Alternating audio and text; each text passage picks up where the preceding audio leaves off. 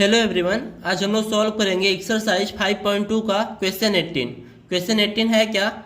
The sum of fourth and eighth term of an AP is 24 and the sum of sixth and tenth term of the AP is 44। Find the first three terms of AP.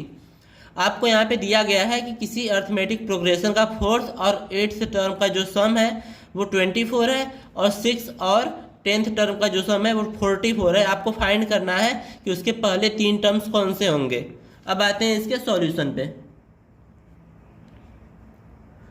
Solution में लिखेंगे given that. देखिए given क्या है, fourth term और eighth term का जो सम है वो कितना है 24, यानी A4 plus A8 equals to कितना दिया गया है 24।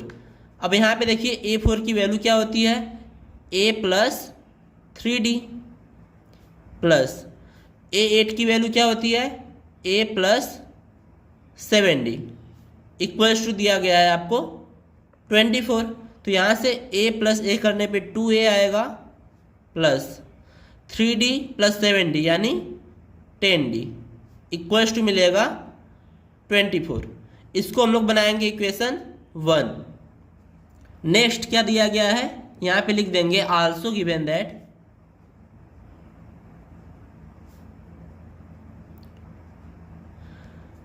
सिक्स टर्म और टेंथ टर्म की जो सम है वो कितना है 44, यानी A6 plus A10 equals to कितना दिया गया है 44।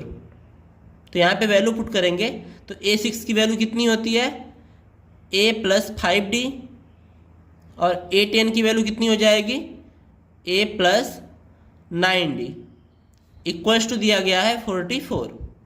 तो इसको सॉल्व कर लेते हैं। तो A प्लस A यानी 2A प्लस 5D और 9D कितना हो जाएगा 14D इक्वल्स टू मिलेगा 44। इसको बनाएंगे इक्वेशन 2।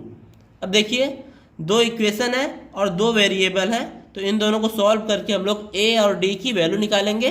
उसके बाद हम लोग फर्स्ट थ्री टर्म्स फाइंड करेंगे। दोनों इक्वेशन में 2A कॉमन है, तो अगर हम लोग इक्वेशन 2 में से इक्वेशन 1 को माइनस कर दें तो 2A एलिमिनेट हो जाएगा और यहाँ पे 14D माइनस 10D आ जाएगा। तो यहाँ पे लिखेंगे इक्वेशन 2 माइनस इक्वेशन 1। तो माइनस करने में क्या आएगा, LHS से LHS माइनस करेंगे तो यहाँ पे LHS है 2A प्लस 14D और माइनस करेंगे इसका LHS कितना है इक्वेशन 1 का 2A plus 10D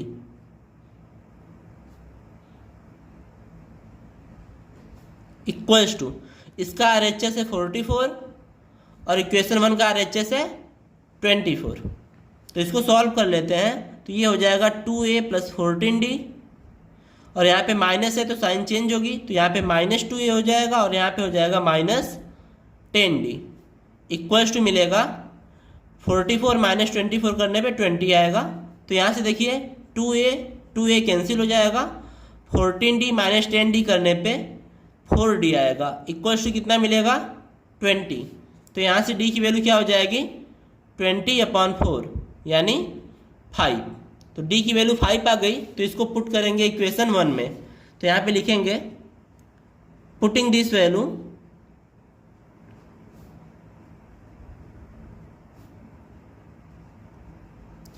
in equation 1। तो इक्वेशन 1 है आपका 2A plus 10D equals to 24। तो यहाँ पे D की वैल्यू 5 पुट करेंगे तो 2A प्लस 10 इंटू D की वैल्यू है 5 इक्वल्स टू 24। तो 2A इक्वल्स टू कितना मिलेगा हमको 10 5 जा 50 इक्वल्स टू 24। तो 2A इक्वल्स टू मिलेगा 24 माइनस 50 यानी 2A की वैल्यू कितनी आ गई 26। बट यहाँ पे देखिए माइनस 50 है प्लस 24 है यानी माइनस 26 आएगी। तो A की वैल्यू कितनी हो जाएगी माइनस 13। तो हमको फाइनली A और D की वैल्यू पता चल गई। तो यहाँ पे हमको फाइंड क्या करना था फर्स्ट 3 टर्म्स फाइंड करने हैं। तो फर्स्ट टर्म तो ए होता है, तो यहाँ पे लिखेंगे first term of A P equals to कितना मिलेगा, -13, क्योंकि फर्स्ट टर्म तो ए होता है ना। और उसके बाद सेकेंड टर्म लिखेंगे,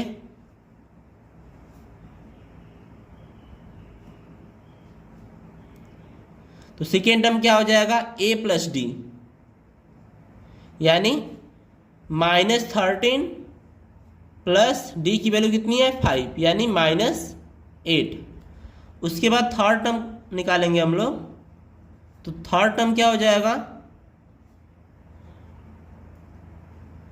a प्लस 2d, यानी -13 प्लस 2d, यानी 2 × 5 10। तो इसकी वैल्यू आ गई -3। और हमको यही फाइंड करना था कि फर्स्ट टर्म, सेकेंड टर्म और थर्ड टर्म क्या होगा। तो यही हमारा फाइनल आंसर होगा।